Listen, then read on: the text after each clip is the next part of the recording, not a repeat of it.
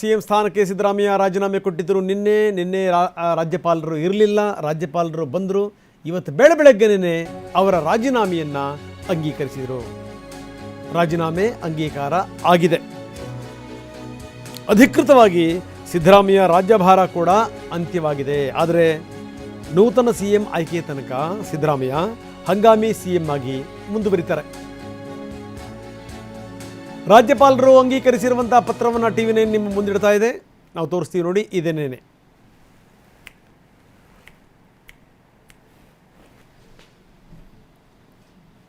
ರಾಜ್ಯಪಾಲರ ಅಂಗೀಕಾರದ ಪತ್ರ ಲಭ್ಯವಾಗಿದೆ.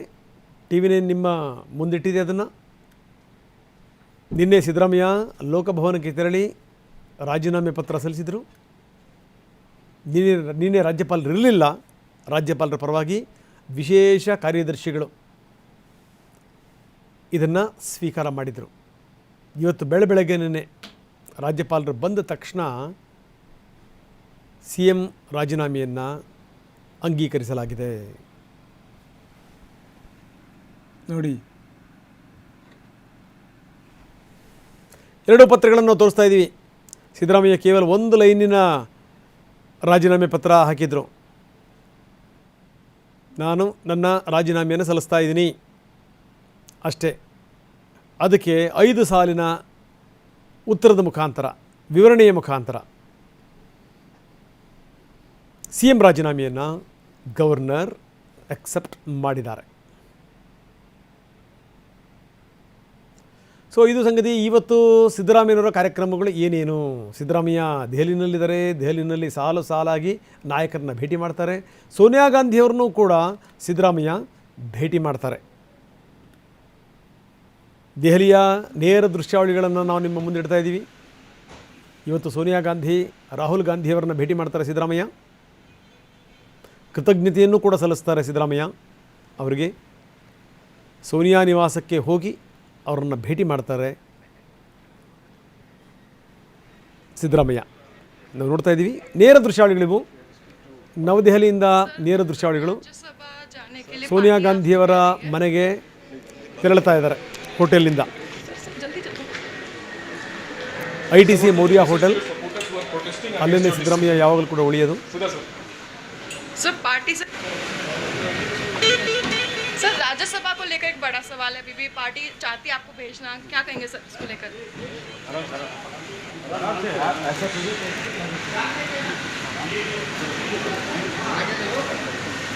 मैम वीडियो बनाइए, वीडियो अच्छी मैम. सर एक सेकंड रुकिए ना, हमें सवाल करना है. वीडियो मत बनाइए आप. तो वीडियो में तो सवाल करेंगे सर.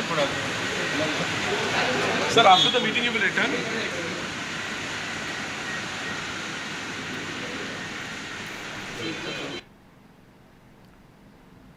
ಯಾವಾಗಲೂ ಕೂಡ ಅವರು ಈ ITC ಮೌರ್ಯದಲ್ಲಿ ಉಳ್ಕೊಳ್ತಾರೆ ಸಿದ್ದರಾಮಯ್ಯ. ಸೊ ಅಲ್ಲಿಂದಲೇ ಅವರು ಹೊರಟಿದ್ದಾರೆ. ಕೆಲವು ಸಂದರ್ಭಗಳಲ್ಲಿ ವಿಶೇಷವಾಗಿ ಇಲ್ಲಿನ ಅತಿಥಿಗಳು ಕರ್ನಾಟಕ ಭವನದಲ್ಲಿ ಉಳ್ಕೊಳ್ತಾರೆ. ಈಗ ನೋಡಿ, ಇವರು ITC ಮೌರ್ಯದಲ್ಲಿ ಉಳ್ಕೊಂಡು ಅಲ್ಲಿಂದ ಅವರು ಸೋನಿಯಾ ಗಾಂಧಿಯವರ ಮನೆಗೆ ಹೋಗ್ತಾ ಇದ್ದಾರೆ.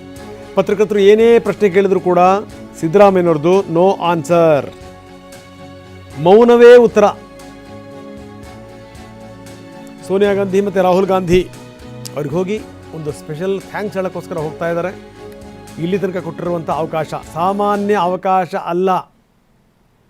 ಕರ್ನಾಟಕ ಕಾಂಗ್ರೆಸ್ ಹಿರಿಯ ನಾಯಕ ಸಿದ್ದರಾಮಯ್ಯನವರಿಗೆ ಕೊಟ್ಟಿರುವಂಥ ಅವಕಾಶಗಳು ಸಾಮಾನ್ಯ ಅವಕಾಶಗಳಲ್ಲ. ಬಹುಶಃ ಹೊರಗಡೆಯಿಂದ ಬಂದಂಥ ಯಾವ ನಾಯಕನಿಗೂ ಕೂಡ ಇಷ್ಟರ ಮಟ್ಟಿಗೆ ಪಕ್ಷ ಎತ್ತರಕ್ಕೆ ಕೂಡಿಸಿಲ್ಲ. ಇದನ್ನು ಅರ್ಥ ಮಾಡ್ಕೋಬೇಕು.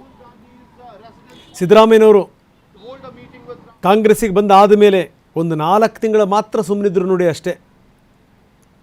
ಇನ್ನೆಲ್ಲ ಅವಧಿನಲ್ಲೂ ಕೂಡ ಒಂದು ವಿಪಕ್ಷ ನಾಯಕ, ಮುಖ್ಯಮಂತ್ರಿ, ವಿಪಕ್ಷ ನಾಯಕ, ಮುಖ್ಯಮಂತ್ರಿ, ಸಾಲು ಸಾಲು ಸಾಲು ಸಾಲು ಜವಾಬ್ದಾರಿಗಳವರಿಗೆ. ಯಾರಿಗುಂಟು ಯಾರಿಗಿಲ್ಲ ಈ ಭಾಗ್ಯ? ಸಾಮಾನ್ಯನಾ? ಅದಕ್ಕೆ ಸಿದ್ದರಾಮಯ್ಯ ಏನಾದರೂ ನಾನು ಬಂಡೆದ್ದು ಬಿಟ್ಟಿದ್ದಿದ್ರೆ ಅದು ಇಲ್ಲಿ ತನಕದ ರಾಜಕೀಯ ಜೀವನ ಇದೆಯಲ್ಲ, ಆ ರಾಜಕೀಯ ಜೀವನಕ್ಕೆ ಒಂದು ಕಪ್ಪು ಚುಕ್ಕಿ ಆಗಿಬಿಡ್ತಾ ಇತ್ತು. ಸಿದ್ದರಾಮಯ್ಯ ಹೇಳಬೇಕು ಅಂದರೆ ಆ ಥರದ ವ್ಯಕ್ತಿ ಅಲ್ಲ.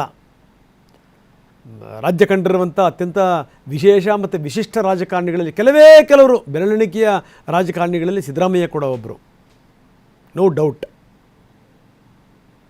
ಈಗಲೂ ಕೂಡ ಕೆಲವೊಂದು ಅವರ ನಿಲುವು, ಅವರ ಸಿದ್ಧಾಂತಗಳು, ಅದರ ಬಗ್ಗೆ ಕೆಲವರಿಗೆ ಅಪಸ್ವರ ಇರ್ಬೋದು. ಆದರೆ ಸಿದ್ದರಾಮಯ್ಯನವ್ರನ್ನ ಒಬ್ಬ ವ್ಯಕ್ತಿಯಾಗಿ, ಒಂದು ಶಕ್ತಿಯಾಗಿ ವಿಪಕ್ಷದವರು ಕೂಡ ಒಪ್ಕೊಳ್ತಾರೆ. ಇತ್ತೀಚಿನ ದಿನಗಳಲ್ಲಿ ಸ್ವಲ್ಪ ಗದ್ದಲ ನೋಡ್ತಾ ಇದ್ದೀವಿ. ಸಿದ್ದರಾಮಯ್ಯ ಮಾತಾಡೋಕ್ಕೆ ನಿಂತರು ಅಂತಂದರೆ ಪಿನ್ ಡ್ರಾಪ್ ಸೈಲೆನ್ಸ್ ಇರ್ತಾ ಇತ್ತು. ನಾಯಕತ್ವ ಅಂದರೆ ಅದು.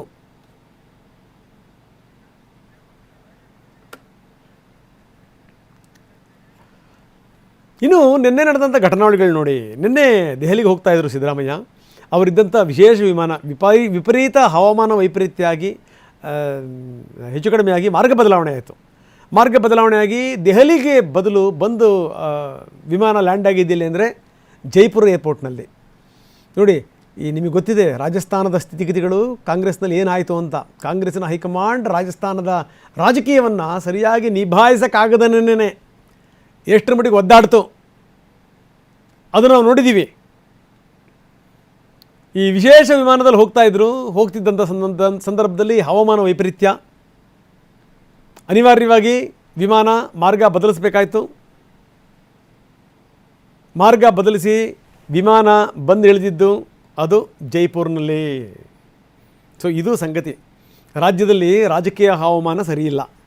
ಹವಾಮಾನ ವೈಪರೀತ್ಯಗಳಿಂದಲೇ ಸಿದ್ದರಾಮಯ್ಯ ರಾಜೀನಾಮೆ ಕೊಡಬೇಕಾಯಿತು. ರಾಜೀನಾಮೆ ಕೊಟ್ಟು ದೇವರೇ ಅಂತ ದಿಲ್ಲಿಗೆ ಹೋಗುವಂಥ ಸಂದರ್ಭದಲ್ಲಿ ಈ ವಿಮಾನ ರಾಜಸ್ಥಾನದಲ್ಲಿ ಇಳಿಬೇಕಾ? ರಾಜಸ್ಥಾನ ಯಾವುದಕ್ಕೆ ಹೆಸರುವಾಸಿಯಾಗಿತ್ತು?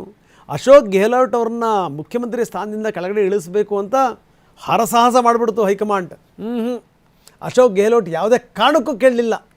ಯಾವುದೇ ಕಾರಣಕ್ಕೂ ಸಚಿನ್ ಪೈಲಟ್ ಅವ್ರಿಗೆ ಅಧಿಕಾರ ಕೊಡಿ, ಯಂಗ್ ಆ್ಯಂಡ್ ಎನರ್ಜೆಟಿಕ್, ನಿಮಗೆ ವಯಸ್ಸಾಗಿದೆ, ಯಾವ ಕಾರಣಕ್ಕೂ ಕೇಳಲಿಲ್ಲ ಗೆಹ್ಲೋಟ್.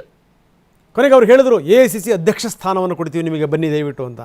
ನಿಮ್ಮ AICC ಅಧ್ಯಕ್ಷ ಸ್ಥಾನ ತಗೊಂಡು ನಾನು ಏನು ಮಾಡಲಿ? ನನಗೆ ರಾಜಸ್ಥಾನ ಬೇಕು, ರಾಜಸ್ಥಾನದ ಪಟ್ಟ ಬೇಕು. ಇಷ್ಟು ವಯಸ್ಸಾಗಿರುವಂಥ ವ್ಯಕ್ತಿ ಯಾವುದೇ ಕಾರಣಕ್ಕೂ ಬಿಟ್ಕೊಡ್ಲಿಲ್ಲ ನೋಡಿ. ಗೆಹ್ಲೋಟ್ ನಿನ್ನೆ ಮುಖ್ಯಮಂತ್ರಿಯವ್ರನ್ನ ಭೇಟಿ ಮಾಡ್ತಾರೆ ಏರ್ಪೋರ್ಟಲ್ಲಿ. ಬಂದು ಅವರು ಇಬ್ಬರು ಮಾತಾಡ್ತಾರೆ. ಹೆಂಗಾಗ್ಬಿಡುತ್ತೆ ನೋಡಿ.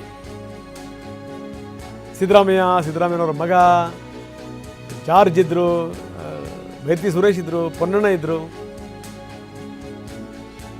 ಇವೆಲ್ಲರೂ ರಾಜಸ್ಥಾನಕ್ಕೆ ಹೋಗಿ ವಾಪಸ್ ಬಂದರು.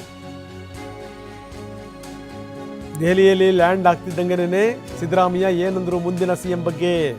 ಹೈಕಮಾಂಡ್ ತೀರ್ಮಾನ ಅಂದರು. ಇಲ್ಲೂ ಕೂಡ ಗುಟ್ಟು ಬಿಟ್ಟು ಕೊಟ್ಟಿಲ್ಲ, ಗುಟ್ಟು ರಟ್ಟಾಗಿದೆ, ಪ್ರಶ್ನೆ ಬೇರೆ. ಆದರೂ ಸಿದ್ದರಾಮಯ್ಯನವ್ರ ಬಾಯಿನಲ್ಲಿ ಬರಲಿಲ್ಲ. ಯಾರು ಅಂದರೆ ಹೈಕಮಾಂಡ್. ಇದು ಎರಡೆರಡು ರೀತಿಯ ಸಂದೇಶವನ್ನು ರವಾನಿಸುತ್ತೆ. ಒಂದೇನಪ್ಪ ಅಂತಂದರೆ ನಾನೇ ಹೇಳೋದು ಬೇಡ, ಅದನ್ನು ಹೈಕಮಾಂಡ್ ಹೇಳಲಿ, ನಂಬರ್ 1. ಜೊತೆಗೇನು ಅಂತಂತಂದರೆ ಹೈಕಮಾಂಡ್ಗೇ ಪ್ರಾತಿನಿಧ್ಯ ಅನ್ನುವಂಥ ಸಂದೇಶ. ಹೇಳಬೇಕಾದ್ದನ್ನು ನಾನೇ ಹೇಳಲ್ಲಪ್ಪ, ಹೇಳಬೇಕಾಗಿರೋದು ಹೈಕಮಾಂಡ್ ಬಾಯಿಂದನೇ ಬರಲಿ ಅನ್ನೋದ್ರ ಮುಖಾಂತರ ನಮ್ಮ ಹೈಕಮಾಂಡ್ ಸ್ಟ್ರಾಂಗ್ ಅನ್ನುವಂಥ ಸಂದೇಶವನ್ನು ರವಾನಿಸಬೇಕು.